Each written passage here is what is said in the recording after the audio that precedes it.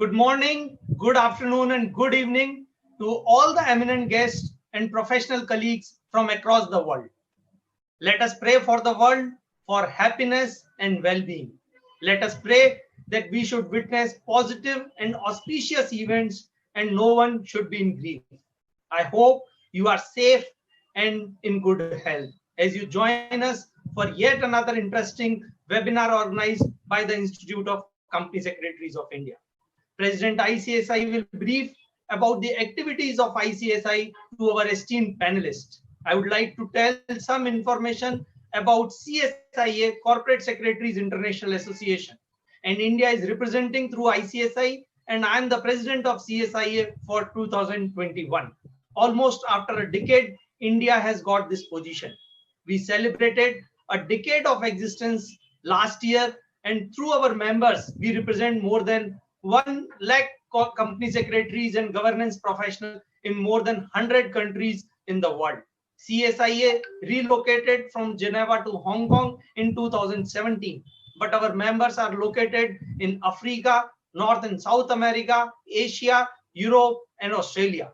As an international federation of national bodies, CSIA currently has 15 members and 9 are full members and 6 are affiliate members. The collective expertise and experience of CSIA members provides a platform to share knowledge and best practices to shape and grow global governance. The pandemic has shown in an era of threats and opportunities, forcing a radical shift in the working habits of professionals and of organizations.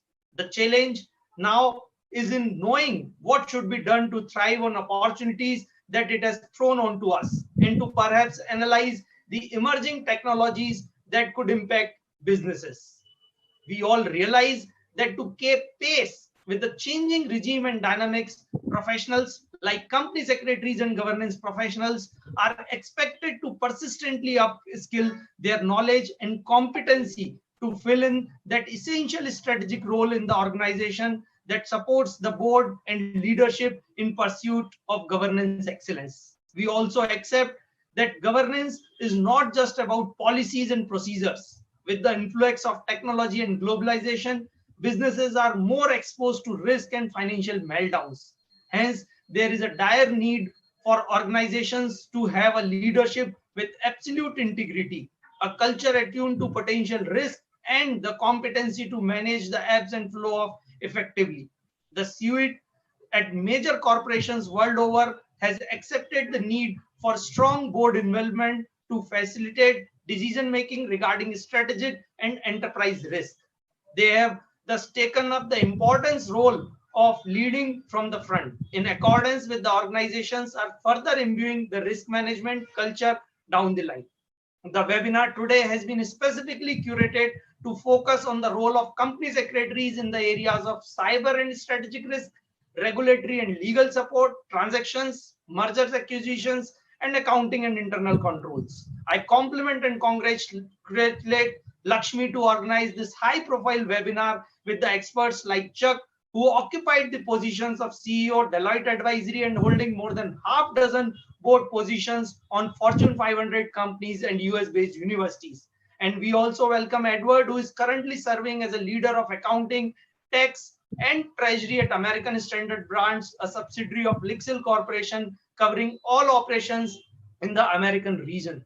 We invite you to visit ICSI during your next visit to India and also participate in our international conferences. Also, being in the board of Fortune 500 companies, through this office, I request you to spread a word around the profession in your US network so they could increase the company secretary's requirement and also to establish our connect of ICSI with universities of USA to recognize company secretary course for MBA and other master's degrees. The distinguished panel of experts today would give us an insight of industry requirements, would access the scope of work and the opportunities available for company secretaries in the United States of America. The highlight would be on adding to the skills and employability of the company secretaries beyond academics. With that, I welcome you all to one more international webinar of ICSI on developing leadership in governance and risk management. Now I request President of ICSI, CS Nagendra Rao, to give his presidential speech.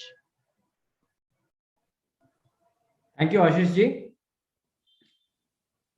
CS Ashish Garg, President CSIA and Chairman of the International Committee of ICSI. Mr. Chuck Saya, Managing Partner and former CEO Deloitte Risk and Financial Advisory US and author of the book You Got This Kid. Mr. Edward Manley, Leader Accounting, Tax and Treasury, American Standard Board. Lakshmikant Garg, Chairman of the ICSI Overseas Center USA, and all the esteemed members of the ICSI and all the esteemed members present on this memorable day of the program on developing leadership in governance and risk management. A very, very good morning to all the members present in US and good afternoon to all the members present in the European nation and good evening to all the members present in India and to all our esteemed members, professional colleagues who have joined today from different parts of the world. At the outset, I would like to wish each and every one of you and your family members a very good health, strength, and continued hope. I also express my sincere appreciation to all those who have been relentlessly working at the forefront to serve the mankind. The pandemic has indeed disrupted our lives, our work, and our plans.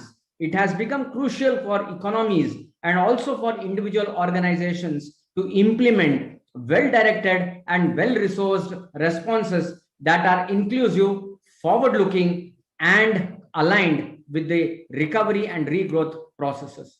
It is with great pleasure, privilege, and a sense of pride to inform you that the Institute of Company Secretaries of India has adopted its working modalities to address this unprecedented situation. From holding online classes to organizing various online certificate courses and webinars focusing on developing and strengthening the competencies of the company secretaries, the Institute has evaluated its mechanism to combat the impact of COVID-19. I am also delighted to share that with the largest membership and student base of company secretaries in the world at over 65,000 members and approximately 250,000 students, ICSI has been pivotal in comprehending and responding to the need of a strong global governance culture. The close association with the international bodies like CGI, CSIA, CISI, ICGN, and OECD, and many more has further evolved ICSI's role as an inclusive body in fostering the development of company secretary profession in the global governance map. The Malaysian Association of Company Secretaries has adopted the secretarial standards formulated by the ICSI for the purpose of benchmarking their own standards. It is pertinent to note here that the ICSI is only institute in the world to have brought out the secretarial standards that are well recognized by regulators under the Companies Act of 2013. Till date, ICSI has issued 4 secretarial standards on meeting of Board of Directors, General Meeting, Dividend, and Board's report. The Government of India has approved and mandated the observance of the secretarial standards on Board's report as well as on General Meeting by all the companies. ICSI has also been shouldering the responsibility of the government and regulators by advocating the policies and procedures facilitating the foundation of a strong governance structure in the country. Besides being an extended arm of the regulatory authorities, the Institute has been unabatedly supported by the government in all its endeavors of realizing its vision and mission. In its commitment to promote good corporate governance in the country, ICSI has constituted the ICSI National Award for Excellence in Corporate Governance in the year 2001 itself to reward Indian companies implementing innovative practices and projects to promote a culture of good corporate governance in their functioning. ICSI has been conferring the CSR Excellence Award as well as onto organizations who have been recognizing, promoting, and executing their corporate social responsibility in true letter and spirit. The objective is to inculcate a sense of responsibility and righteousness amongst the leader of the country towards the society at large. Fundamentally, we all are aware that efficient leadership is the instrumental in realizing the goal of good governance. Ethically, managing an organization also calls for effective risk management strategies. Organizations are increasingly creating a wider role for the entire gamut of risk management process, and hence there is growing need of young leaders who are skilled and competent to manage the dynamics. With a full-fledged academic and research wing, ICSI ensures the company secretaryship course for its students and the professional development programs for its members is reviewed and designed regularly in tandem with the requirement of the industry. ICSI also demonstrates an emerging young leadership in the profession that has the acumen and expertise sought by the corporates, with 69% of its members falling in the age group of 20 to 40 years. In addition to that, the recognitions received by the University Grant Commission in India and UK NARIC in UK and UAE, the gravity and significance of Indian company secretaries have been further leveraged worldwide.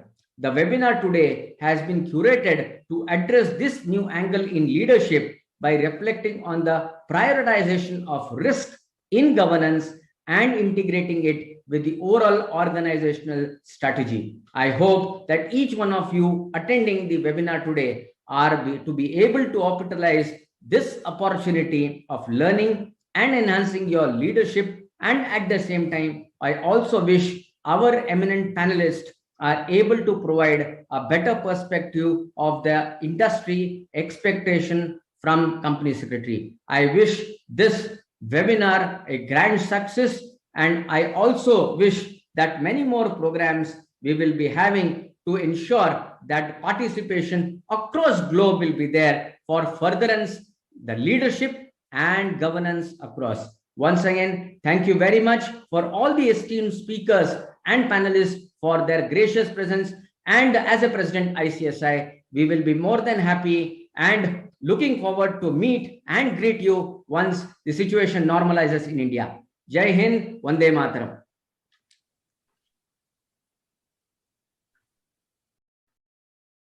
Thank you. Thank you, Mr. President. Thank you, Ashish, the past president of the Institute. Good morning, good afternoon, good evening to all the participants. Friends, as Ashish ji and Nagendra ji said, I will start with the well-being as well. Wish that you are safe and healthy wherever you are in the world.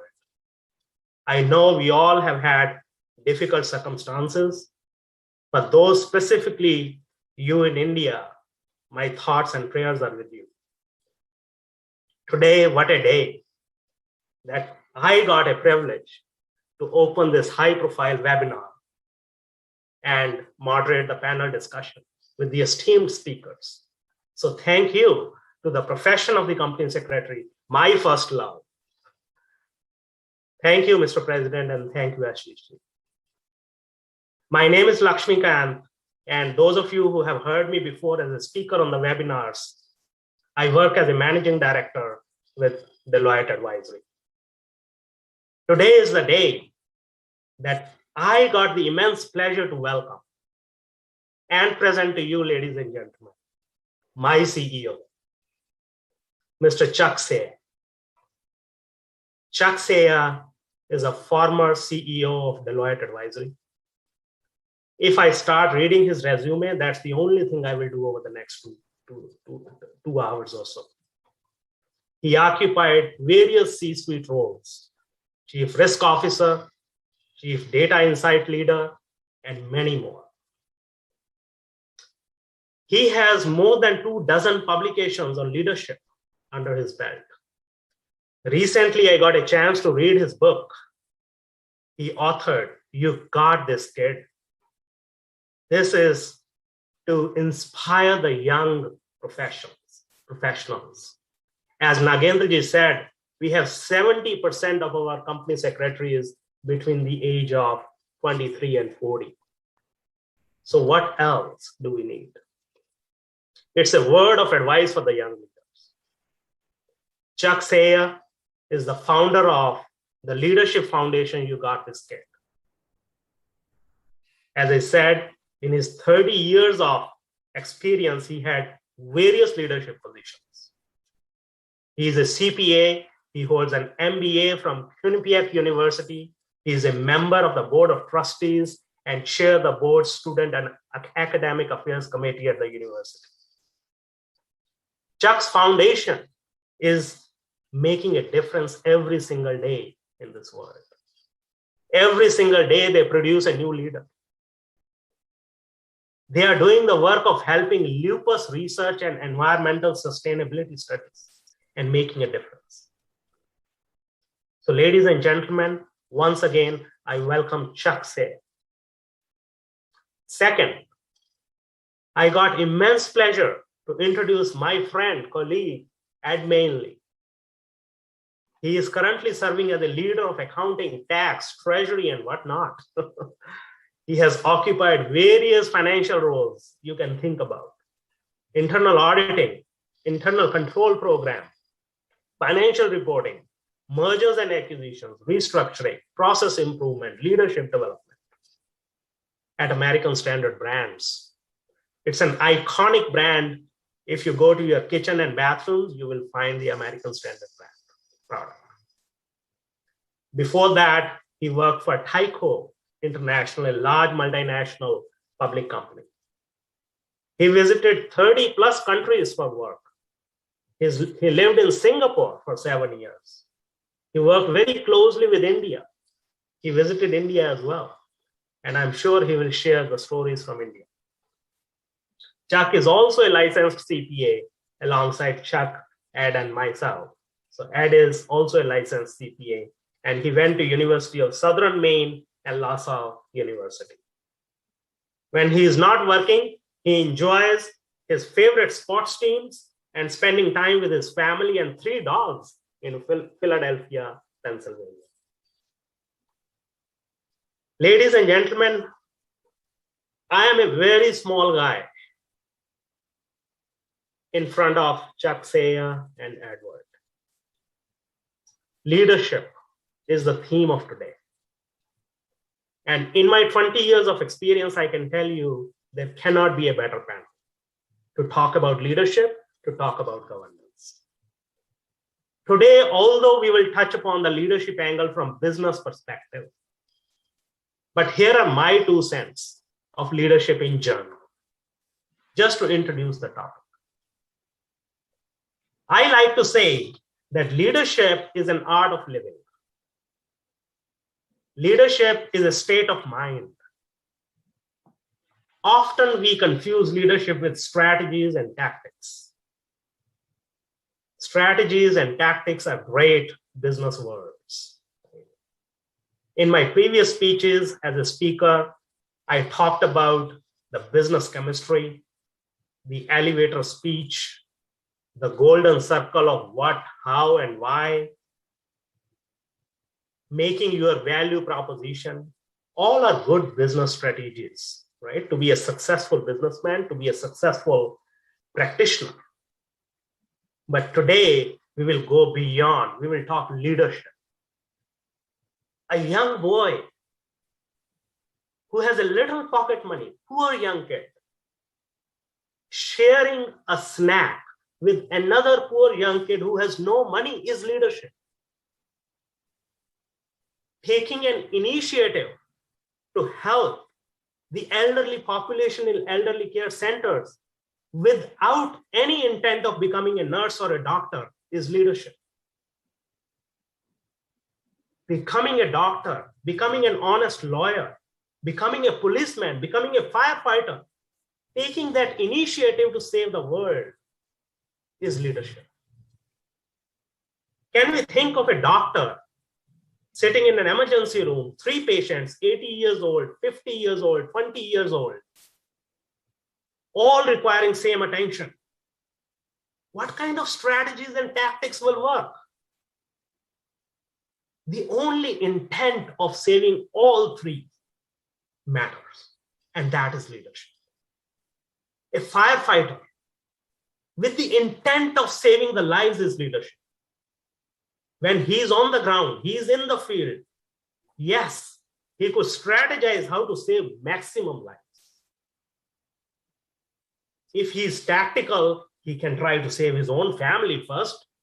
He's tactical, he can start to save some guests first, some elderly people first, some of the young kids first. Those are tactics. Those are not leadership. Good strategy with a good intent, the good tactics with a good intent will make you a better leader. Have we ever said, you did a better job than I did? Leadership is about self-introspection and not criticism. So these are some of my 2 cents on leadership, but I will leave it to all the dignitaries, Chuck and Ed, to talk more about leadership, specifically in the business perspective. So with that, I once again welcome both Chuck and Ed and give their opening remarks. Chuck, over to you, sir. Thank you so much. And thanks. That was such an inspiring speech, Lakshmi. Really tough to follow it. I wish my mom were on this webcast, because the way which you described me would have been a very proud moment for her. But thank you for your opening comments, and I couldn't agree more, especially in this time. The way in which you position people that are on the front line saving lives for us was really impactful. Here's what I'd like to say just to open. It's very important for me to get one message out to everyone today. You heard that I'm a former CEO of a business. I was the former risk officer, so I'll blend some of that into my comments today. You heard I'm a board member, but the most important thing I'd like for you to hear is that I did author this book on leadership. It's called You Got This Kid, Words of Advice for Young Leaders. And that was published in January. All of the proceeds from that book go to lupus research and environmental sustainability. Lupus is something that has impacted my family. 1 in 1,000 people in India have lupus. My sister-in-law, Amy, has lupus, and I've seen the devastation that autoimmune disease has on her life. Since launching the book, people with lupus reached out. They encouraged me to launch our foundation, the You Got This Kid Leadership Foundation. And every day we strive to make one better leader and get one step closer to a lupus cure and environmental sustainability in our world, because removing toxins from the environment has a positive impact on those with autoimmune diseases. So I'm really excited to talk to you about leadership. My book was meant to be fun. It uses animal analogies to compare the animal kingdom to the corporate jungle. So Lakshmi, I'll add some of that flavor, some fun into a leadership conversation. But it was also meant to be impactful in having a positive impact on our world by creating a way in which we can raise money for these 2 very important causes. So thank you for having me here today. I'm really excited to have the conversation, and I'm really excited to join the stage with that. Thank you very much, Chuck, and Lakshmi and everybody. Such wonderful opening comments and very inspiring. So thank you. I can't pretend to come close to some of the accomplishments and achievements of everyone here. I'm very humbled to have the opportunity to be here, and my goal is to learn from all of you guys today. So this is just a great opportunity to spend time with you. So thank you very much. I do want to express my concern over the pandemic. Here in New Jersey, we hear a lot of the stories of how difficult it was recently in India, and certainly thoughts and prayers and everything are with you. I've worked with many people over the last few months from India who have shared difficult stories, and I just hope everything's getting a little better, and I hope the vaccines get rolled out as quickly as possible and we can all move forward. With that, I want to mention a couple other things. Lakshmi mentioned that I lived in Singapore, which is true, and I went to India many times. I have very fond memories of my trips to India. I used to go quite often to Chennai, to Baroda, and a very small town called Halol. One of my fond memories in Halol is having a tree planted at the factory. So I hope my tree is still there. I've been meaning to try to follow up on that. But wonderful, wonderful trips to India. The food was excellent. The people were wonderful. Just have great, great memories. And, it's such a pleasure to kind of be, to spend time in this environment today. It brings back a lot of great memories for me, including the cricket. I remember quite a bit the passion that everyone had for cricket, and, the battles with Australia and New Zealand and England. And, that was always a lot of fun to follow. So a lot of good memories. Great to be here. And my perspective today will be, I am in industry today. I'm on the front lines. I'm fighting this stuff on a daily basis: controllership, internal controls, compliance, all of those type of things. So I'll certainly share a lot of that information that we're dealing with, and the hot topics, the concerns we have, where we're putting our focus and energy. And again, I hope to learn from everyone here as well. So thank you very much. Thank you, Chuck and Ed. With that, I will open the panel, and believe it or not, I will ask difficult questions. But there's nothing difficult for Chuck and Ed. I can tell you already. Chuck, I'll start a little bit about your book. I recently read, and one of the stories that really stuck in my mind is the scorpion story. And with the Indian audience, Nagendraji, Ashishji, you have heard Panch Tantra stories in India, right? We all learned in the elementary school. And Panch Tantra stories like the hare and the tortoise, the lion and the mouse, and all that stuff. Right? And we grew up in that kind of a culture, taught through those kind of stories. Chuck has a beautiful story related to animals. He has analogized on leadership. Chuck, in Scorpion story, you said, scorpions not only kill predators, but also the weaker young ones to survive.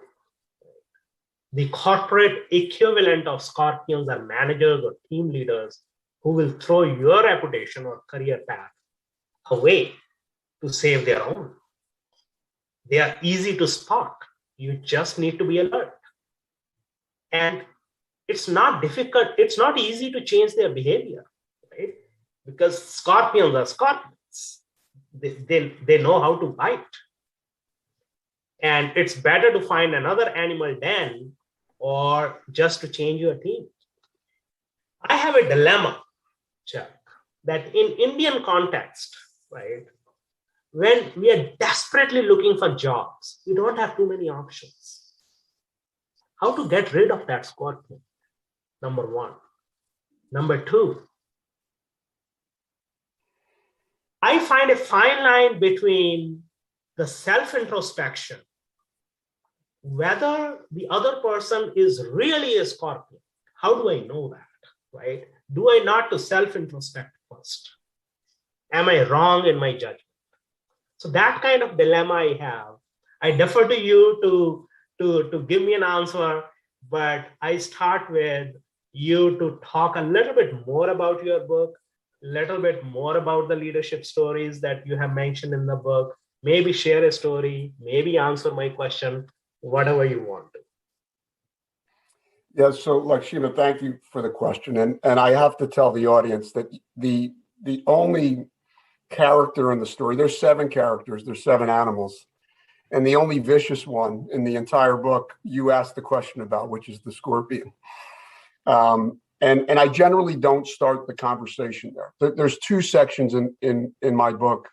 One, it's about you. And the second is, it's not all about you. And in the it's about you section, it's about self-discovery. and understanding what makes you special, understanding what's deep inside you that gives you armadillo skin, and what is incredibly important for leaders. And I know you'll ask me questions about this, the butterfly story, which is around self-development. And that's in the It's About You section. And I tell the audience as you read this, that you can't even start to think about how you navigate external forces that are not under your control, like scorpion managers, without understanding what makes you special. That's the Mandarin duck, what gives you a thick skin, and the importance of trying to achieve butterfly, but continuing to feed your development. But the scorpion is an impactful story. Many people reach out to me about the scorpion. You're right. You know, when I wrote the book and I did research on scorpions, I knew they were mean. I didn't realize how mean they were. They eat their own young. And in corporate America, eating your own young means that you're part of a culture that is not mentoring and not teaming.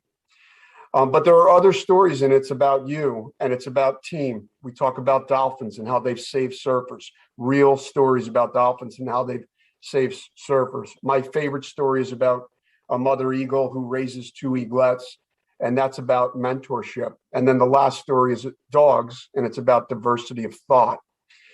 So my comment back to you, Lakshima, is that when you have self-development and you've looked at yourself and you understand that leadership and life is about you, it's about understanding what makes you special and what deep inside you gives you thick skin. It allows you to withstand attacks from scorpions. The other part of your question, and I get it often, is how do you recognize someone that is a scorpion? First off, if you pull together the right team, they'll help you recognize them. If you have the right mentors, they will help you recognize them. Also, if you trust your own instincts. I often say that the scorpion is the person that when they leave the room, you smile, rather than the person that when they enter the room, you smile. And that's really the way in which you can identify the scorpions. I do want to say that I refuse to get negative in the book. And even in the scorpion story, when you read my example of not having a scorpion as a mentor, that's the way I made the twist. I talked about an individual that put my career in front of his, and I'll let you read the book to understand that or ask me more questions about that. And I end that chapter saying a scorpion he was not.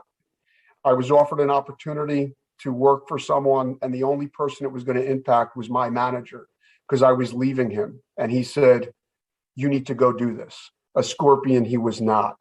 That's not a scorpion. That was someone that I smiled when he walked in the room, didn't smile when he left the room. I hope I answered your question. Absolutely. Absolutely. Love that answer. Well, with that, I will move to Ed. Ed, we will talk a little bit on the governance side with you and a little bit about the hot topics on your table, because that's where our company secretary fraternity will understand that what is sitting on the corporate's table, right? So that they could be a better advisor to the corporates, they could be a better advisor to the boardroom, and they can serve their clients well. I said the preamble. My initial thoughts, and I talked about that in a number of programs as well. And I like to say that these days clients started asking what's new, not only what's the best, but what's new.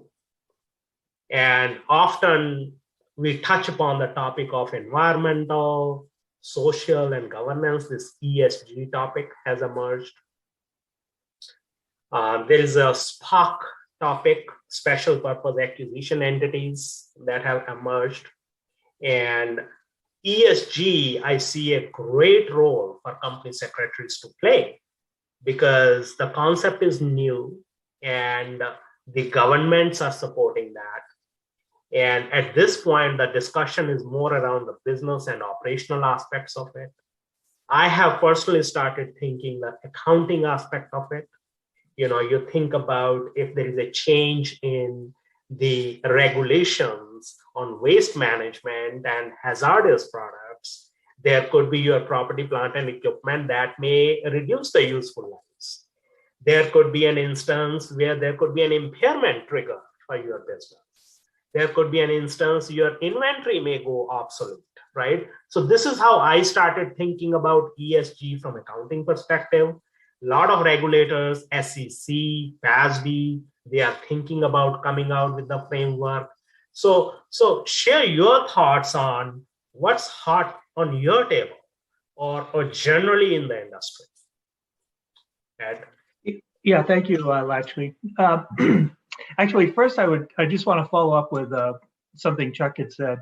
He talked about, the focus on you a little bit. And it's also something that's a little new as well is, we just recently went through an exercise trying to identify purpose. So for individuals, not necessarily purpose of the organization, but I thought that was really interesting that we were making the effort to encourage people to think about what their purpose is. And that may include work, it may include not work, anything. So, that's certainly something that I didn't see years ago, companies having that concern. But, having that concern about the individual's purpose, I thought is new. And I think that's great. And it ties in with Chuck's comments as well, that I think people are going to be much more happy if they understand what they really want out of life, and hopefully work in our company is a part of that. But at the end of the day, we want them to have a purpose. So that's something that's new. But to your point, a little bit more on the risk side and the business side, I agree with you on the comments about environmental, social, and those type of things. And I think that's a reflection that people are, the people coming up and like the members of the Institute here, they have a different view on life, and those things are more important, and they want to know what companies are doing. I'll mention that we use social media quite a bit to communicate, and in the last couple of years, the company has commented on social issues. The CEO will comment on social issues, right? Or when there's things happening in the news or in society. So the company feels compelled to make comments and to take a stand on these type of issues, which again is something that I never saw years ago. But it's interesting that the company feels compelled to take a stand on those things, and let employees and all our stakeholders know what our position is. I find that that's interesting.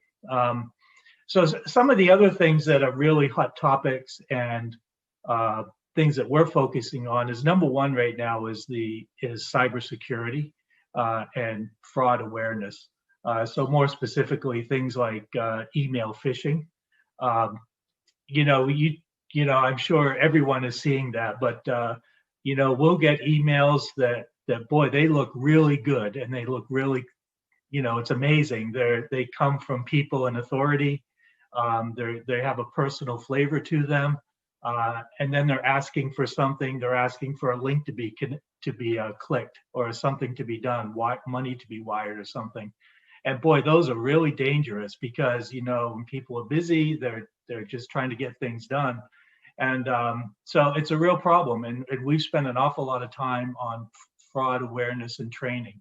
So training is just, I'm going to talk about training pretty much all morning.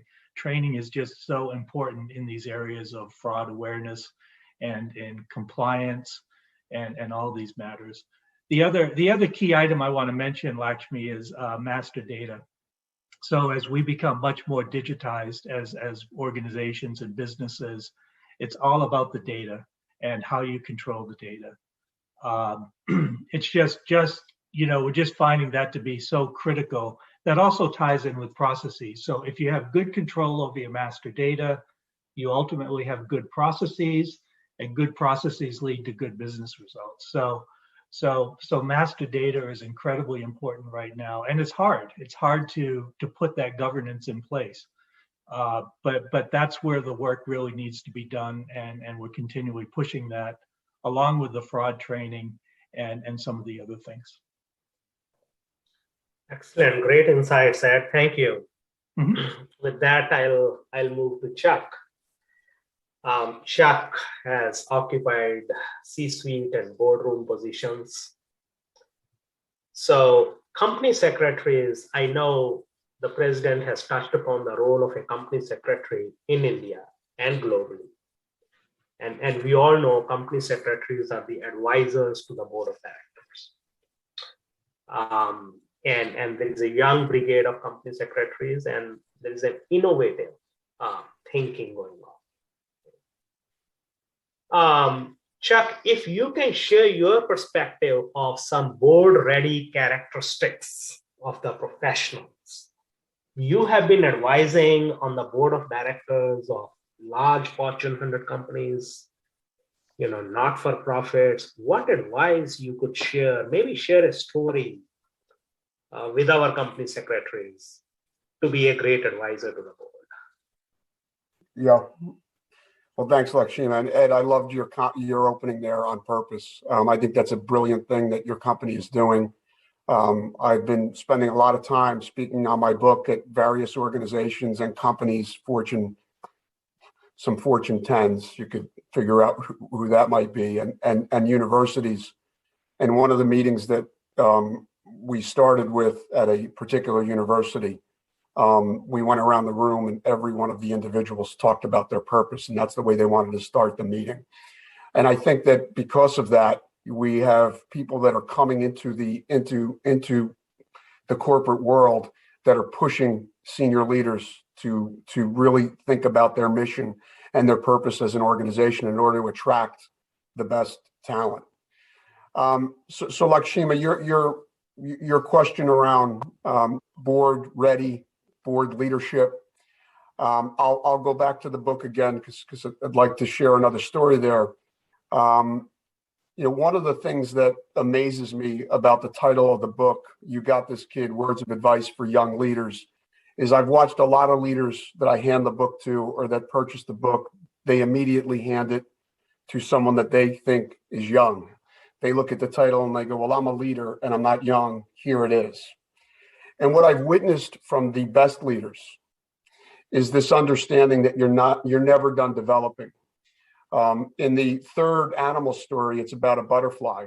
And in the story, I tell you that only 10% of people make it to the highest levels of leadership in the corporate world. It's only 10%. And you compare that to how many eggs are hatched, go through the 4 cycles to butterfly, and only 10% make it to flight. And as I've witnessed these great leaders read the book first and hand it down to the next generation after they read it, they're never stopping to develop themselves. They have this constant need to develop themselves and this constant understanding that they never truly make it to flight. Our art illustrator was a student at the New School, the Parsons New School. And I had 3 interns that helped me launch the book. She was one of them. And she drew a picture of each animal before every chapter. And the picture that she drew in the butterfly chapter was of a caterpillar. And the students named the caterpillar William, which is just something cute that they did. But William is eating a leaf. And underneath William, it has the words, stay hungry.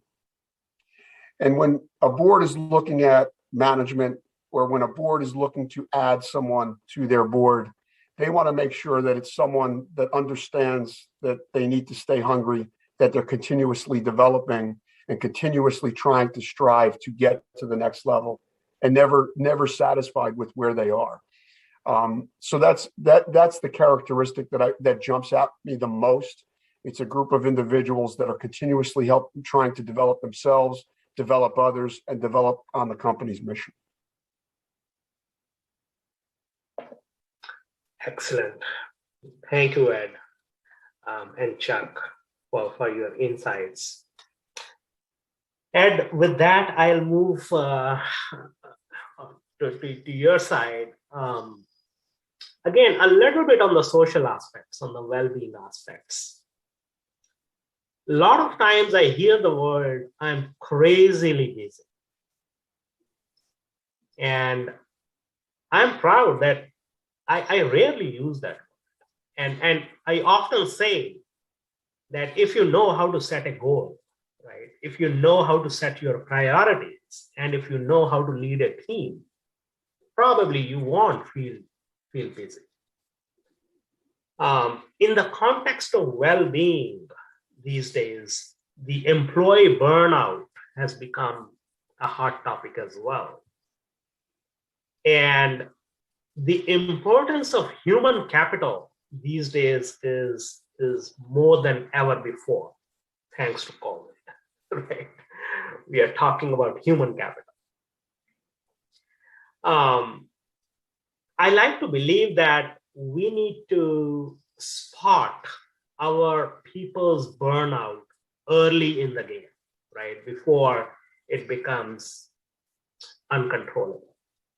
And sometimes I see that the top performers missing deadlines, that's how I spot the burnout. Sometimes I feel like the extrovert personalities, they are not attending the social events. So that's how I spot the burnout. What is your organizational thinking about the well-being of employees and social aspects of human capital, and how we can make our company secretaries think about their teams and be a great team leader? Yeah, thank you. I guess a couple of things come to mind. One being, I've noticed that, if you will, the best leaders that I work with are always calm, right? So we all have a million things going on, but at the end of the day, when I sit down with other leaders that I work with, they're calm. And that's really helpful, I think. I find that helpful for me. And then, so therefore, I try to do that with my teams as well, right? Because I know they're busy and they're stressed. And when they have a conversation with me, I want them to relax and, to think clearly. And if I can add that to someone's day, for say a 30-minute conversation, and I bring a sense of calm to them, I really try to do that. And sometimes that's hard as a person because, maybe I'm anxious or maybe I'm stressed, but it's important for me to put that aside and to really think of my team members and how I can help them.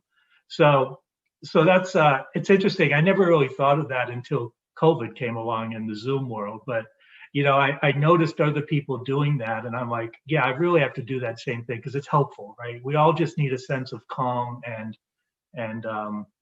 kind of get away from that stress. So I really stress that. Some other tactics or strategies that I've seen, or some that I use, is I can only control what I can control, right? So personally, I'm a big fan of the Franklin Covey 7 Habits of Successful People. I know that's a little outdated now, but I still spend a few minutes every day kind of writing down, what is it I'm going to accomplish today? What can I control?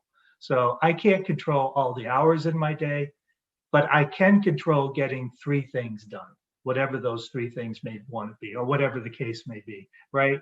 And so I try to focus on what I can control, what I can accomplish, and I try to steer my day that way. The flip side is, as a leader, my job is to help people. So, at least that's how I think of leadership is. I'm here to help people. So a lot of the day is spent helping, and that's things that come up during the day. So I can't control my day completely, but what I can control, I give that a shot. And I find that brings a sense of calm. And I do I encourage my team members to do the same thing. A couple other things that I would say is, we've really focused on the well-being of people. So, a couple examples, we've actually brought in, and I know not every organization can do these, and I'm very fortunate we have, but we've actually brought in a nutritionist at times to talk to people about eating, right, and eating right. Another thing is physical fitness. And we've brought people in, and we encourage people to take time out of their day to eat properly, to get some exercise, get a good night's rest, and we really try to promote that. On the fitness side, we've had actually what we call stretch breaks. So we've had, like in meetings like this, we might take 10 minutes out and, we have a stretch, right? Which is really out of our comfort zone. We've never done that. But those are some things we've tried to do to help as well. We've also tried to put boundaries around the timing of calls, when you can have meetings, when you can't, and just try to put some structure around these things to try to get through all of this, and hopefully it'll be helpful in the future as well. Thank you, Ed. Chuck, I know you will find it funny, and it is a real story, but when I was making it to the PPMD, the Partners, Principals, Managing Directors, how we call it in Deloitte, I went to Deloitte University, and they said, if you meet Chuck in the elevator, what will you say in 30 seconds? Right. So, ladies and gentlemen, that's Chuck. And they taught me how to speak your story in 30 seconds.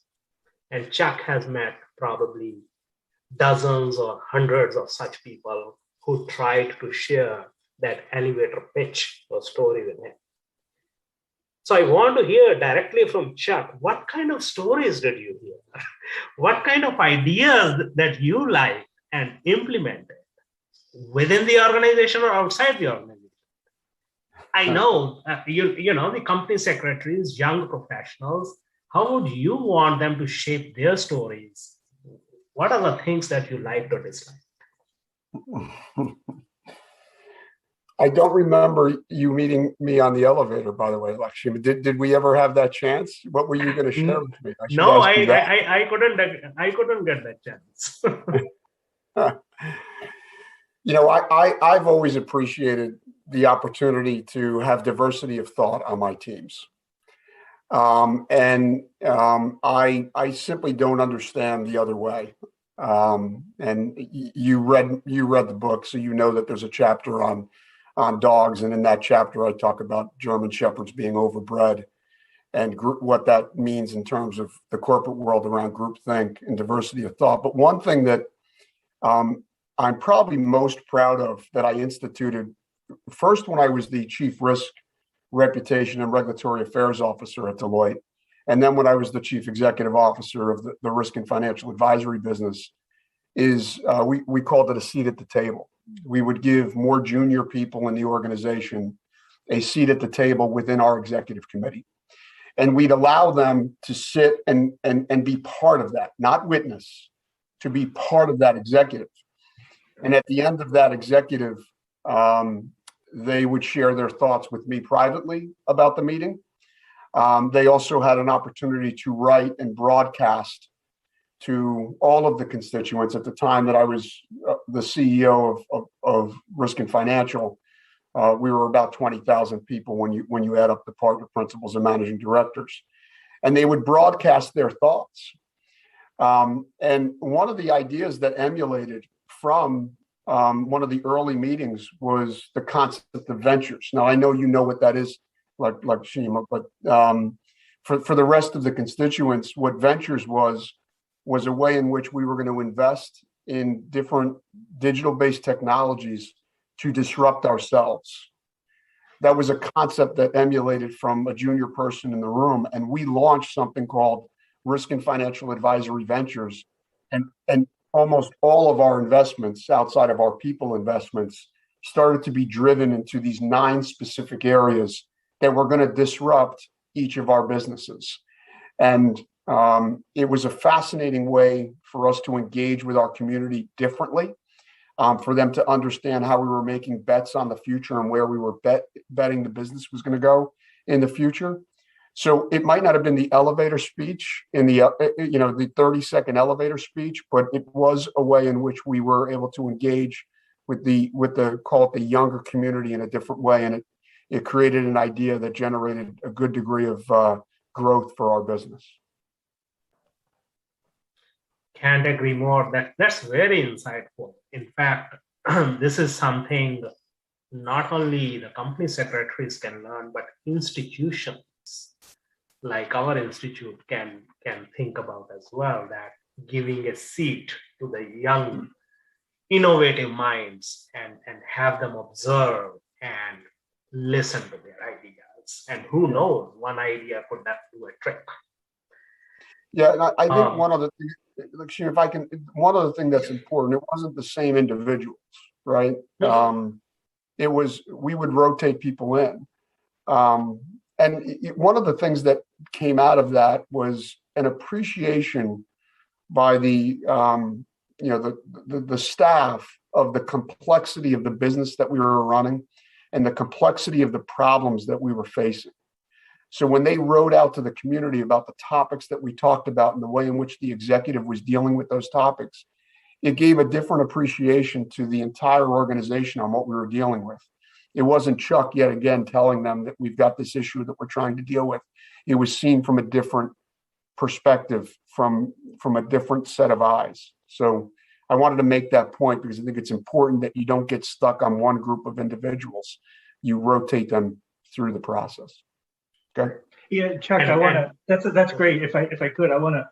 The whole concept of disruption is absolutely key, and you got to think about where's the business going to be, or any organization, in 10 or 20 years, because what you're doing today might not be relevant 10 years from now, and you might go out of business in 10 years or 20 years based on technology or preferences or something like that.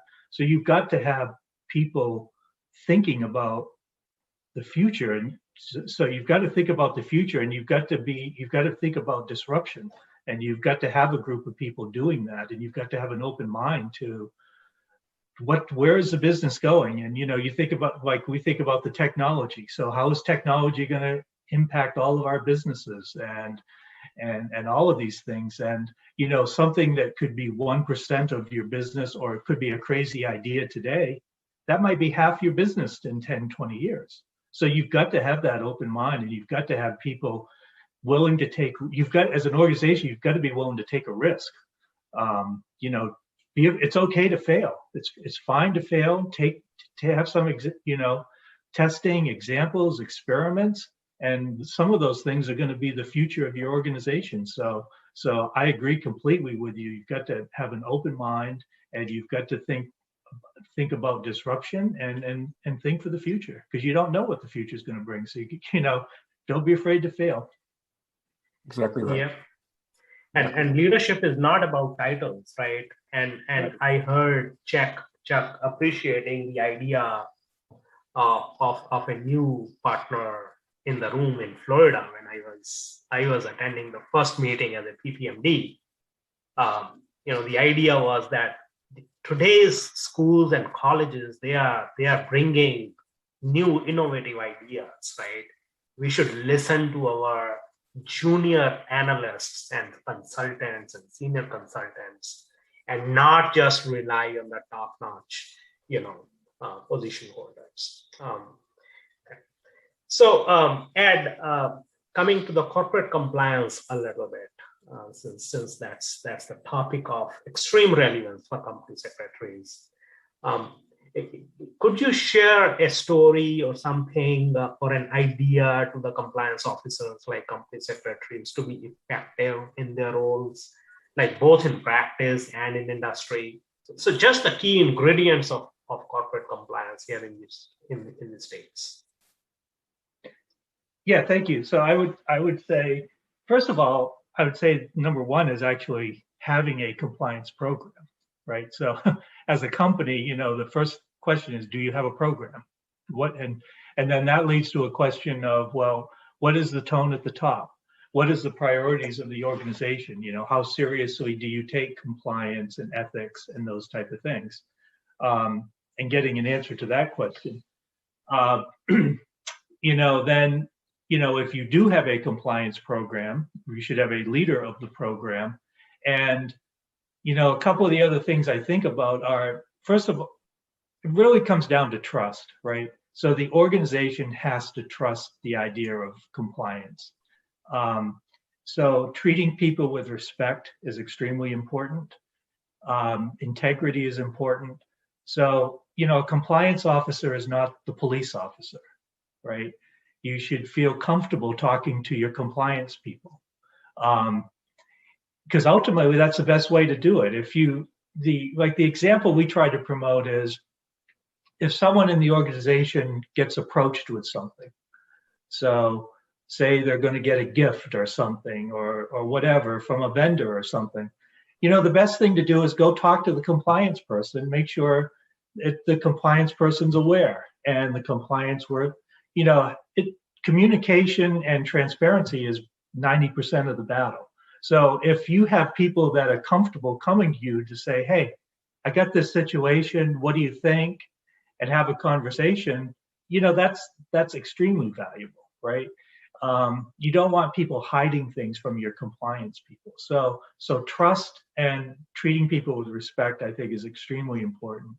The other key thing is just the training. We spend tons and tons of time training people. So, it's whether it's meetings over lunch, whether it's other forms of training, other forms of communication. I don't know if the members know this, but there's actually a week called Compliance Week in the world. So, we actually celebrate Compliance Week, right? So we make a big deal of it. We have fun with it. Lots of communications. So it's not meant to be a negative thing, not a policing type of thing. It's a fun topic, right? And we try to have fun with these. And who knew there was Compliance Week? But the other thing I want to mention, Lakshmi, is integration with the business and knowing the business. So compliance officers or anyone that's in a functional area, if you don't know the business and you're not part of the business, you're compromised, right? You need to be a part of things. You need to know what's going on. You need to be realistic. And you want all of those people to be part of your compliance. So the example I would give is, on your compliance committee, so every company should have a compliance committee if they're big enough. You should have members from all the functions, right? So the sales leader should be on the compliance committee. The purchasing procurement leader should be on the compliance committee, because those are the people you're trying to reach, right? So if you engage with them, their business and what they do, and they're engaged with compliance and partnering with that, that's I think very important, right? So it's not meant to be a police thing. It's meant to be engage with the business, teach the business, train people, and be open to transparent conversations. And quite frankly, avoid things, right? You're not trying to be there to fix a problem you don't want to have to fix a problem after it's happened. You want to have simple 5-minute conversations before, so you don't have a problem down the road. So those would be some of the things I would say, Lakshmi. Sure. Yeah. No, these are extremely helpful. I think you have already answered the audience question. The one question that I received, and Chuck or Ed, feel free to chime in. Does the COVID-19 pandemic brought in any new dimensions to take into account within the subject area of governance and risk management? I believe so. There are a lot of risks, and it has disrupted the world to rethink about all of their strategies and virtual closing and all that stuff that I could immediately start thinking about. But Ed or Chuck, any thoughts around that? And maybe if I could just, I would just add to Ed's conversation, then tie that back to that question. Deloitte is a federal contractor. So when I was the risk officer, there was a push by the federal government that anyone that was serving the federal government here in the US needed something called an insider threat program. What insider threat does is it sort of understands what people are doing on their machines every day and whether they're creating a privacy or a security threat to the organization. We broadened that. It was actually part of ventures that we brought out to market, but we broadened that to include client compliance attributes. So did people miss training? Did they have compliance violations? Did they have financial violations? And we broadened that to about 120 attributes. And we set up a governance structure that included individuals that would monitor if there were any people that became what we were calling a cultural threat, or groups of individuals of people that were becoming a cultural threat. We wanted to understand if people or individuals or groups of individuals were not aligned with our culture. The people that governed that, they couldn't see the actual individuals. They were what we called masked. They would bring it to me as the risk officer and the head of OGC, and we would make a determination based on the activity on whether to unmask the individual. And we still have that program today. We've implemented it at many clients that want to make sure that their people are behaving in line with their culture.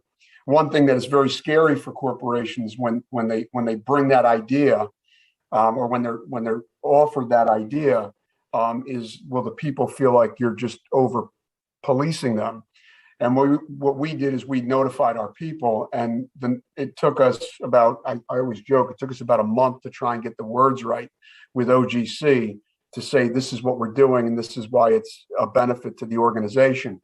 And after we sent it out, the number one feedback that came back was, we thought you guys were doing this already. So people thought we were already doing it. But it has changed the game for us, because I agree with Ed, a culture of compliance that is a friendly culture of compliance, where people can bring something to a compliance officer or their organization, is incredibly impactful. But this also allowed us to view if people were behaving outside of our culture. In regard to your question, look, I think the number one issue that COVID has brought up for most organizations is, how do you create a workforce of the future that offers people flexibility in work from home? There's different models, 4x1, 3x5.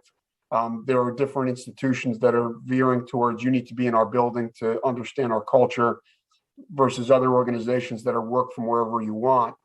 But the number one thing from my perspective is, how do you create a culture, an understanding of a mission and purpose and the core principles of an organization when you're on Zoom rather than in a building interacting? A lot of your culture is ingrained in you when you're meeting with senior leaders and you're having those offline conversations rather than those online conversations. So it's something that we're all grappling with, as we want to offer our employees flexibility in the way in which they work, but at the same time, make sure that they embrace our mission, our purpose, and our core principles. And that is from a compliance perspective, is probably the biggest thing, because people start to move from your culture and your core principles. That's when you're going to have brand and reputation issues because of the activity that they take, either inadvertently or advertently. And I don't know if you agree with that, but that's at least what I'm saying. Yeah, no, I agree completely. And I think your point about the purpose and the culture of the organization is critical, because that's what leads to a good compliance. What leads to an organization that is compliant is a good culture, the tone at the top, an organization with purpose that people believe in. And if that starts to fray and you get away from that, then you're absolutely right. Then your people become more vulnerable to bad things and getting away from things, and then compliance issues. So yeah, I think that's a great point. And we're seeing the same challenges in industry. And I can tell you, recently I hired 2 people who are going to work remotely full time in a different location, not even close to where I sit. So, I would never have thought of doing that 2 years ago, but now there's no reason not to. But it's very important to maintain the connections so that we don't lose the culture with those individuals. And one of those people is new to the company. So how in the world do I really focus on the culture and our purpose and all of that as an organization with someone I've never met, who's working at home, 600 miles away from me. So it is a challenge, and I think we're going to have to, get around that. Obviously, the ways are going to be through traveling, face-to-face meetings as much as possible, and those type of things. I do want to mention, in addition to your comments, Chuck, from a little more technical point of view, I want to go back to the phishing emails. So I think COVID has just really accentuated the cybersecurity issues because we're all working, on our computers. So we've seen definitely an uptick in cybersecurity threats, phishing expeditions, and Lakshmi, to get to your point on burnout, right? So someone sitting there, they've been sitting at their computer for 12 hours working. They get an email that they think is from their boss asking them to do something. They're compromised. They're tired. People are tired after 12 hours of working, and you get the email, and maybe you click on it, right? And then there you go. You've created a problem for the organization that's a crisis that people have to jump on and fix. So, that's something I would add. Yeah. No, excellent. I mean, I can't agree more, and I experience that every single day, every single moment.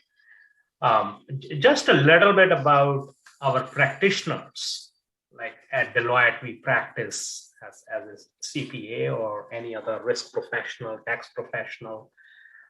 In India, company secretaries practice as practitioners because of the secretarial audit requirement, compliance audit requirement of companies in India. And a lot of Indian public companies, they actually need a company secretary in employment, just in the context. That's the importance of company secretary profession in India. But a lot of my brothers and sisters, company secretaries, when they approach a corporate or a client, right, they try to talk about the risk management and compliance and governance and all that stuff. And in India, a lot of family managed businesses, right? And different culture, different environment of regulatory authorities. The answer from the other side of the table is we can manage regulatory angle. We can manage regulatory authorities. I know we have federal practice. I know we have experience as well working with smaller companies. What is your take to advise such type of professionals? How do they approach those kind of questions from clients that, oh, we will manage, we are fine?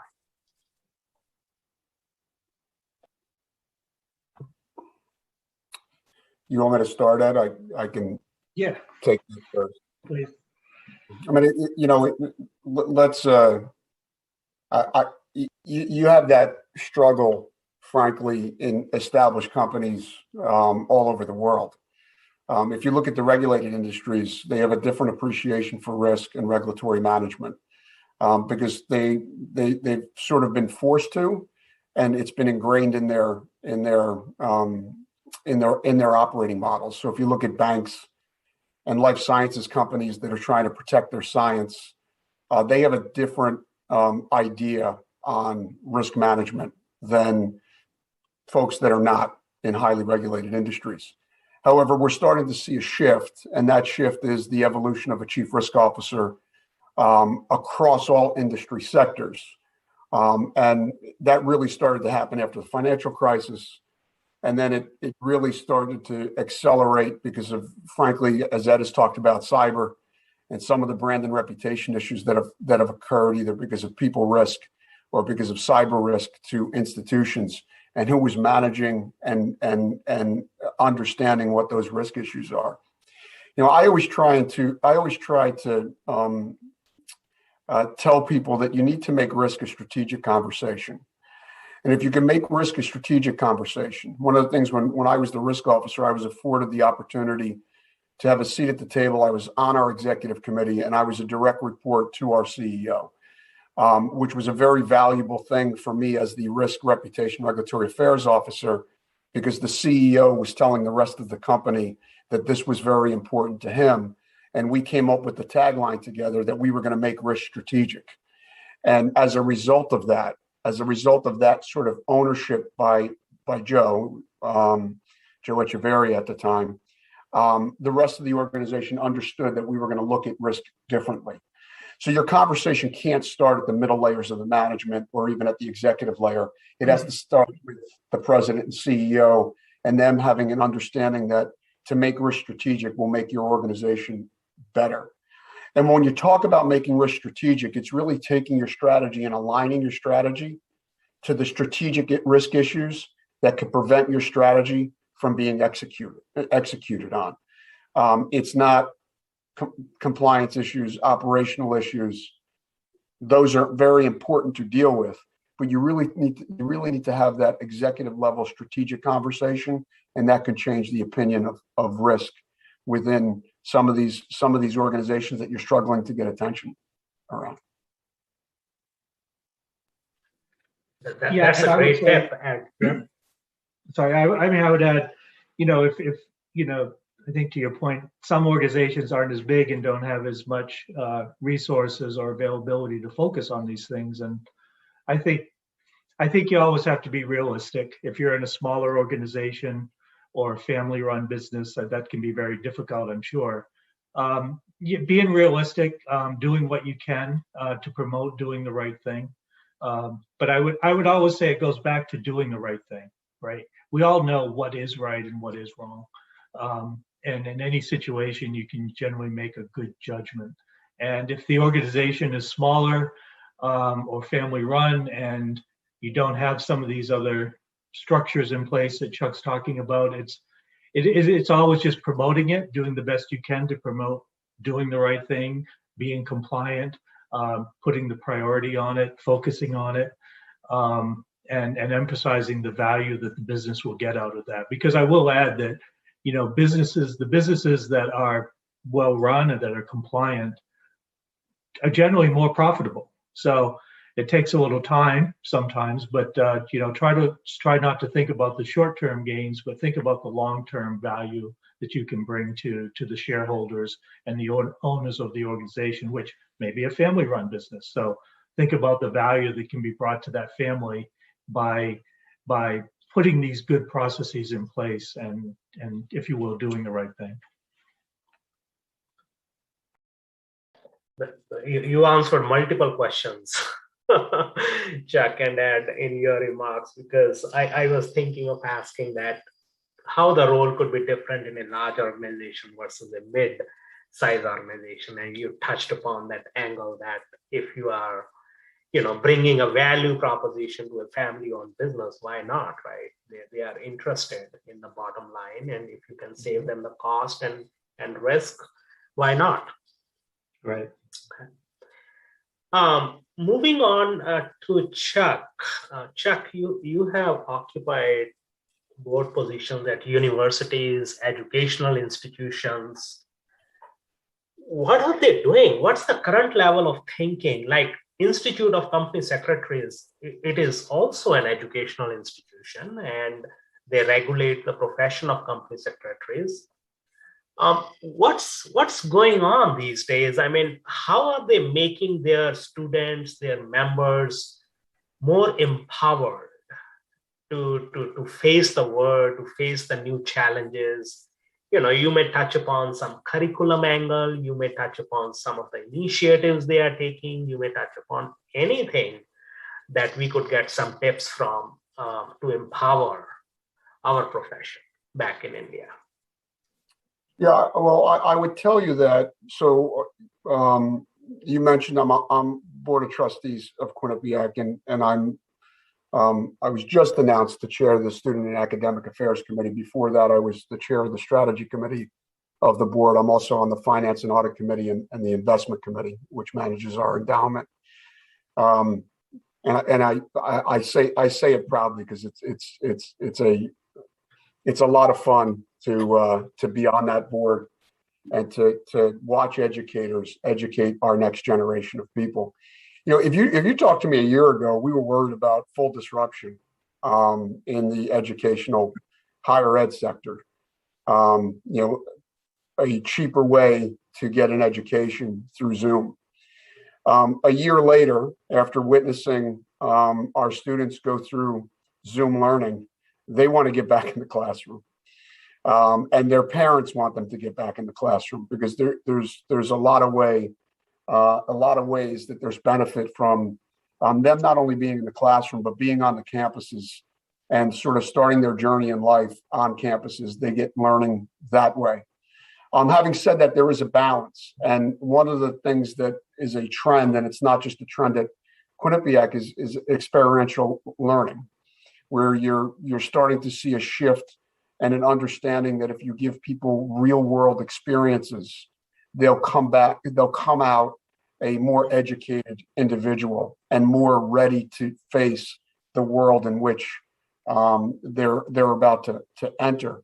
So there's a huge push, not just by my institution, but as I speak to many institutions, around experiential learning, where they are either doing internships and not just core internships where they're getting paid for an internship, but they're getting credit for going out and doing work, either with organizations, directly with alumni, or for the institution itself.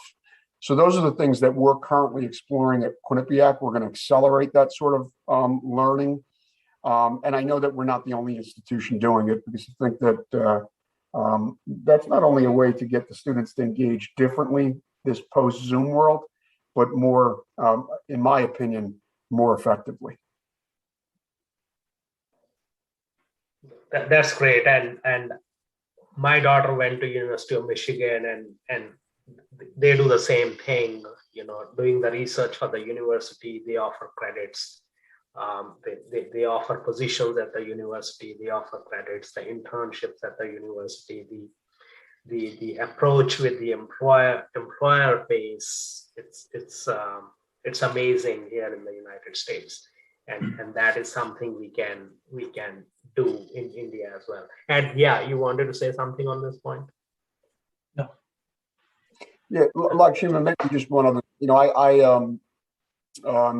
Through the foundation and the book, we are launching curriculum at the grade and high school level, and also at the higher education level. And the first, this fall will be at the grade and high school level and a few universities.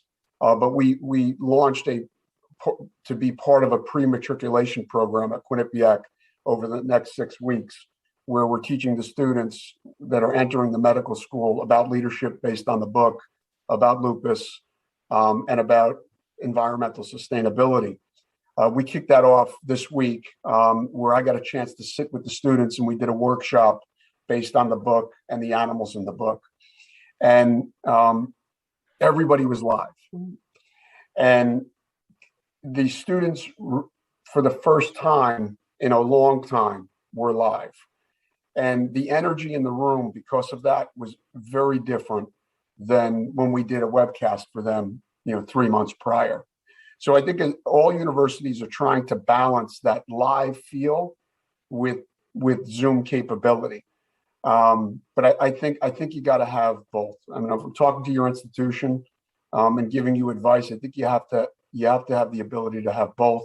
Every one of the classrooms at Quinnipiac is going to be armed to both have Zoom capability and live capability, because there's just certain people that want that live interaction.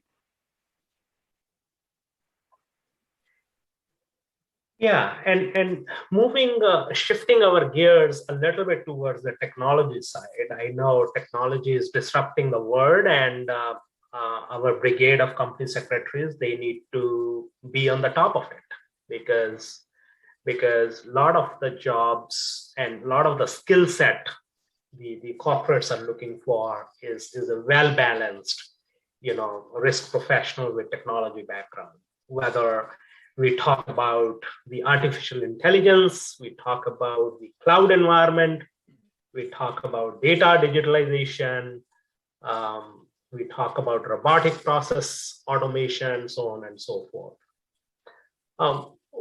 What are we seeing, how the trends are evolving and developing, and how, Chuck, from the lawyer perspective or from practice perspective, how we are making our professionals, what are we expecting from the professionals, first of all, from IT perspective?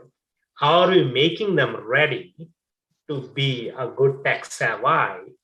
And Ed, from your perspective, what is going on in the corporate world? How are you thinking about the new technology platforms? What is the stage of implementation of all of these? I'm sure you must be thinking about it day in and out, whether it's SAP implementation, whether it's bringing the cloud, whether it's bringing artificial intelligence and all of that stuff. This is quite new and seems like it's future.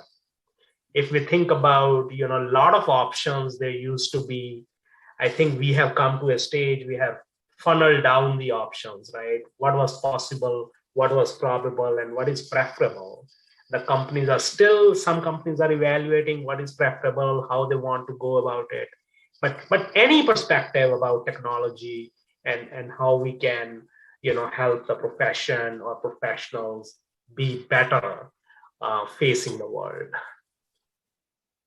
Yeah, well, thank you. First of all, I would say to help the members of the Institute and the professionals is just really being data savvy. I can't stress enough how important it is from the corporate side that people joining the organization have as much skills in technology and managing data as possible. Because, as someone like me, I didn't grow up with that technology. So someone coming in who has that has a tremendous advantage on the team. And it's a selling point for the person, right? I mean, if I take me, I need people who are extremely data savvy. So if someone has those skills, they really get the attention of the organization and get a lot of work put in their direction and move fairly quickly. So I just really can't stress the importance of that. And the thing I think about is it's not so much just quote technology.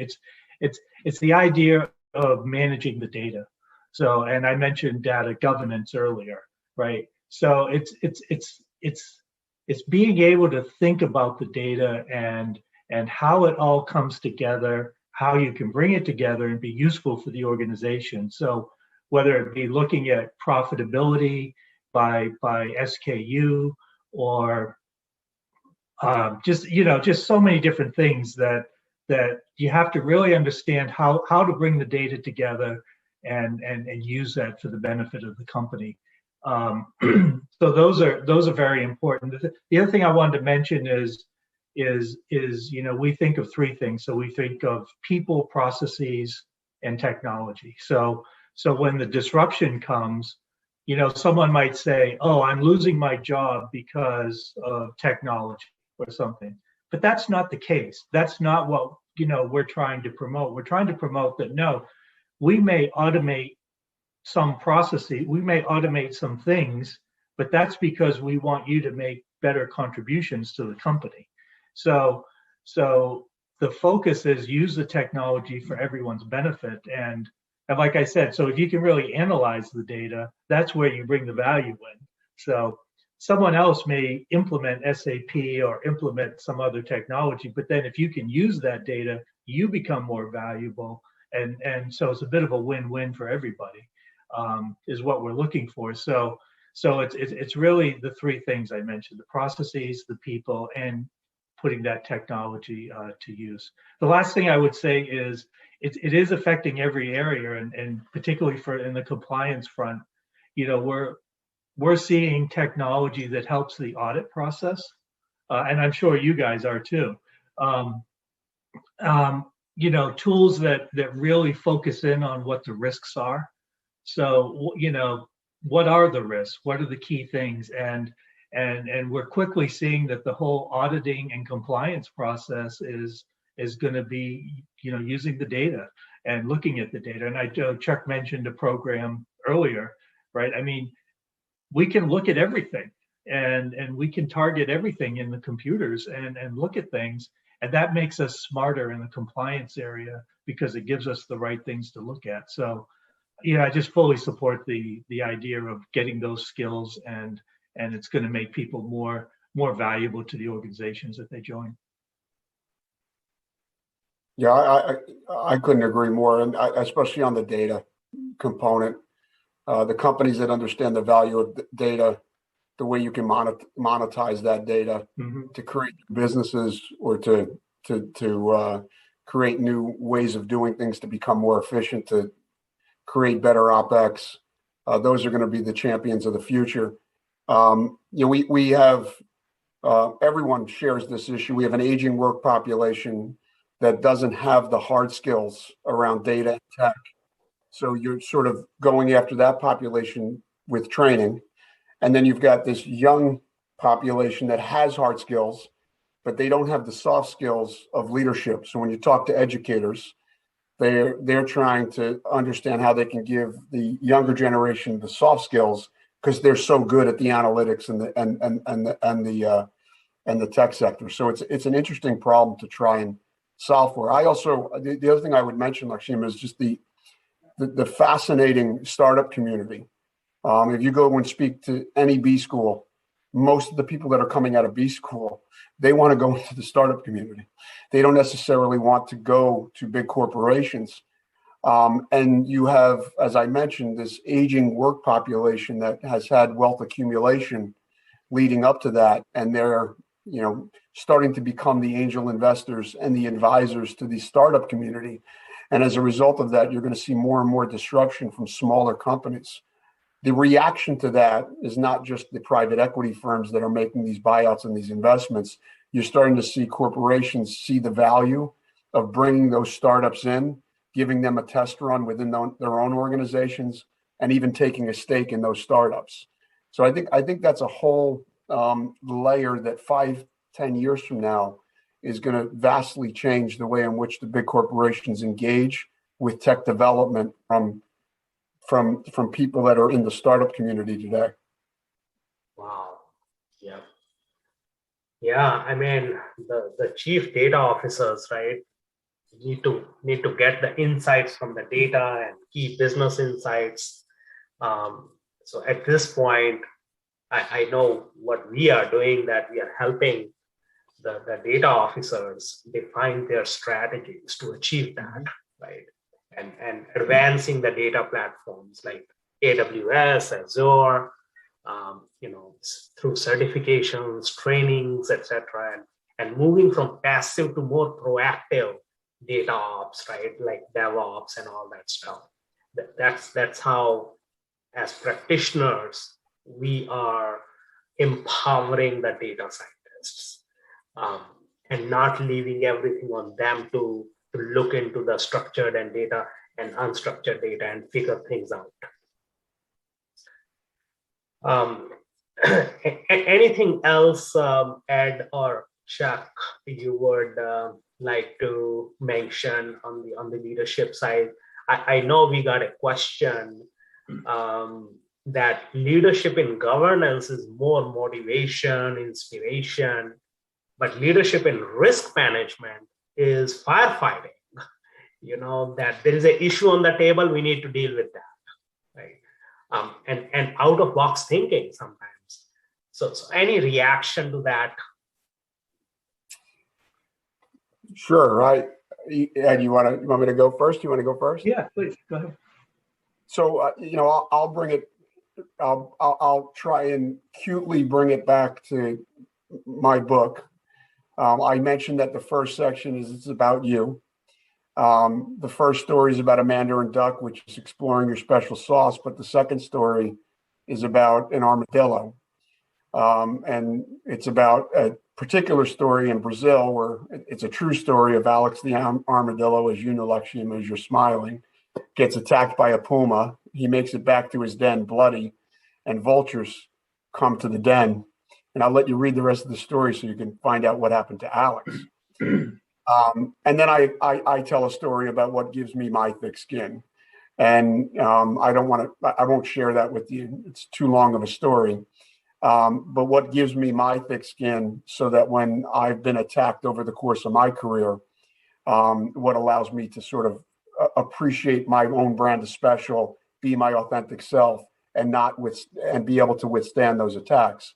And I always talk to compliance and risk officer communities. And by the way, I always say being the chief risk officer was the best role I've ever had, because I got to see things end to end, and I got to see the underbelly of our organization in a very different way. But you really need a thick skin as a compliance and a risk officer. And the reason for that is you're often put in positions where you have to tell people things that they may not want to hear or frankly don't believe. I mean, if you look at the mortgage crisis, there's many stories and many books about, conversations in the boardroom around where the default rates might go, and people simply not believing that the default rates were going to go there. But risk officers saying, no, they could go there. And frankly, if you read those same stories, they went further than the risk officers even anticipated. So you really need that thick skin. You need that ability to understand that things are more important than to you than the way in which someone attacks you, and you need to be able to withstand those attacks. And you need to explore what's deep inside you that gives you that thick skin. So that would be my number one piece of advice to a compliance or risk officer, because you're going to get attacked. Yeah, I would add. I think those are great comments, and I would add, the question that had come up, Lakshmi also talked about the firefighting, and we struggle with the day-to-day challenges versus the strategic thinking a lot in our organization, and it's hard. It is very hard to try to deal with the firefighting and putting things out and the strategic aspect of compliance and risk management. But what I would say is if we find the time to really focus on the strategic side of it, it really gives us the benefits down the road. When I walk away from a session or an exercise and I see strategic thinking and I see a roadmap put in place, or I see a mission statement has been written or a value proposition has been written, it's really rewarding and satisfying to see that and to give structure to the compliance function. But there's no doubt it's hard on the firefighting, and that's a challenge we have all the time, is to try to find the balance between those two type of things. Yeah, and with that, I will talk a little bit about the diversity, equity, and inclusion angle, especially to empower the women in India, because even in the countries like United States, when there is a discussion happen for the boardroom leadership and all that stuff, there is a focus on women on the board of directors. Right? I know even in the schools, universities, there is an increased focus of diversity, equity, inclusion. At Deloitte, we embrace that concept a lot, and I'm sure in large companies we do that as well. So any advice from corporate side as to what we are doing to embrace diversity, equity, inclusion, whether from boardroom perspective, whether from any initial recruitment perspective, or admission into the schools, because in India, sometimes we feel like we are not there yet. Where the Western countries are in terms of women empowerment, and sometimes I advise my own daughter. I being from India, right? Sometimes if they complain about diversity, equity, I ask them that how many American friends do you have? How many times you have initiated the conversation with your American colleagues?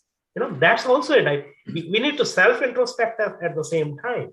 We can't blame others all the time. So I said a lot, but General wanted to get your perspective on this particular aspect, how we can kind of provide a message to the countries where the women empowerment is still in an early development stage. Yeah. Well, you mentioned corporate, so shall I go first, Chuck? You want to?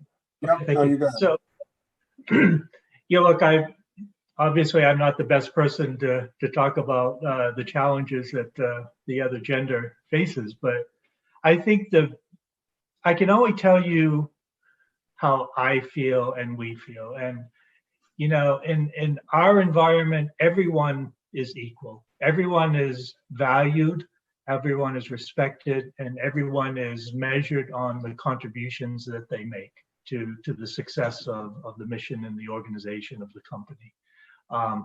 And that's that's how we look at things. It's how I look at things. I understand it may be challenging in other parts of the world, but I feel people just need to so stick with their purpose, stick with their principles, have a thick skin, as Chuck had mentioned earlier, and keep moving forward, and add value to an organization. In our company, we've established a diversity officer, and we have put emphasis on diversity. So we do make that a priority.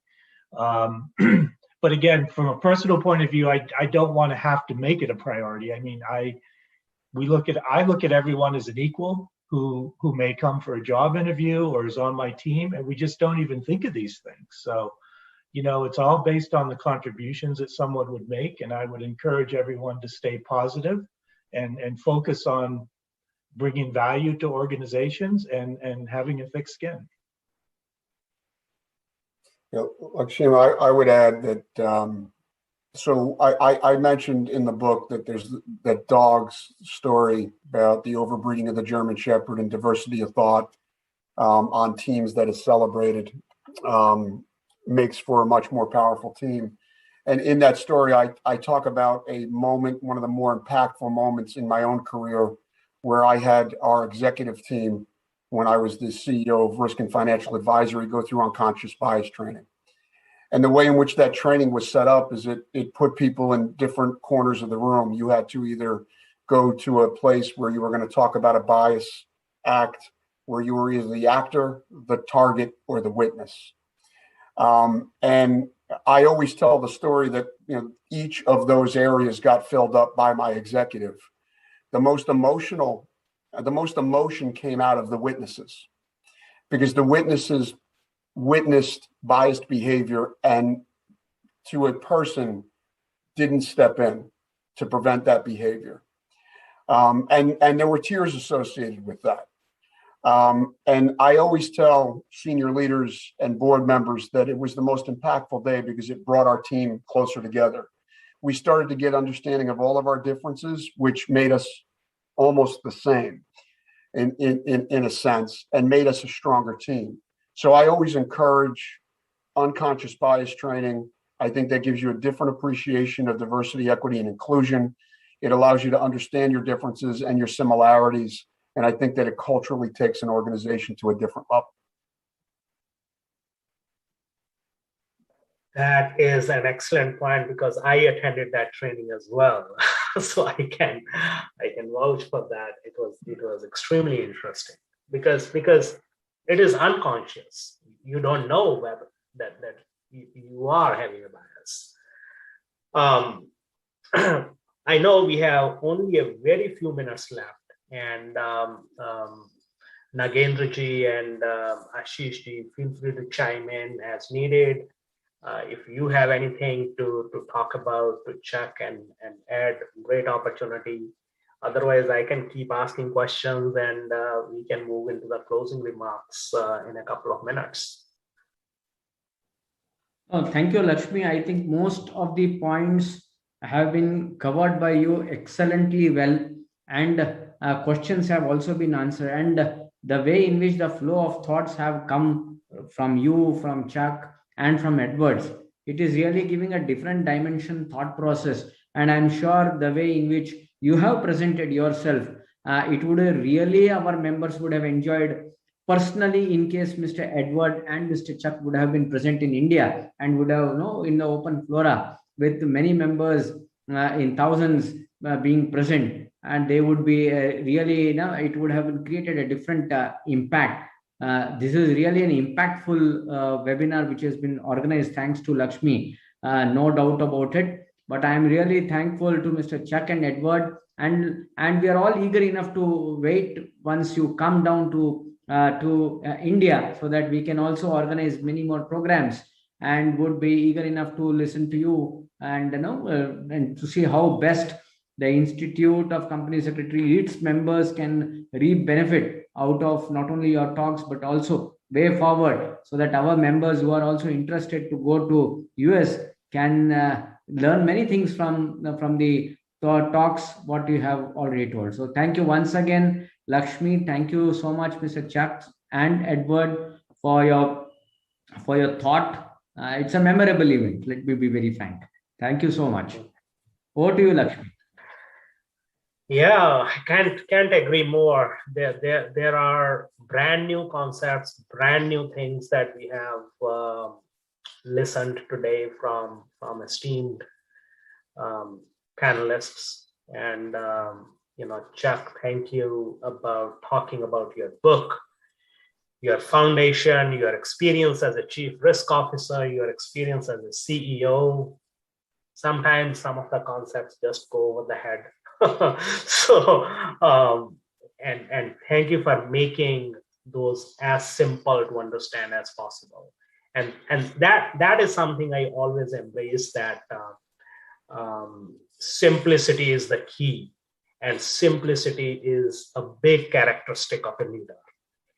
When I shared my story in front of the panel when I was becoming a partner principal managing director, simplicity was my key word. That how we can make things simple to understand for the client, and that's exactly what I do. And fortunately, the story was sold. So thank you, Ed, for your wonderful participation and insights about the corporate governance, the controllership, finance, technology. Thank you, Chuck, for again talking about the leadership, right? There cannot be a better person to talk about the leadership than both of you. And I'm sure that thousands of people may have joined already. I heard a couple thousands are watching on YouTube. Several thousands watching on Facebook, some are watching on Twitter, and some are on the platform, the members and students. We will get the statistics about all that from the Institute later, and this is a recorded session. People can get benefit from it. We will share it.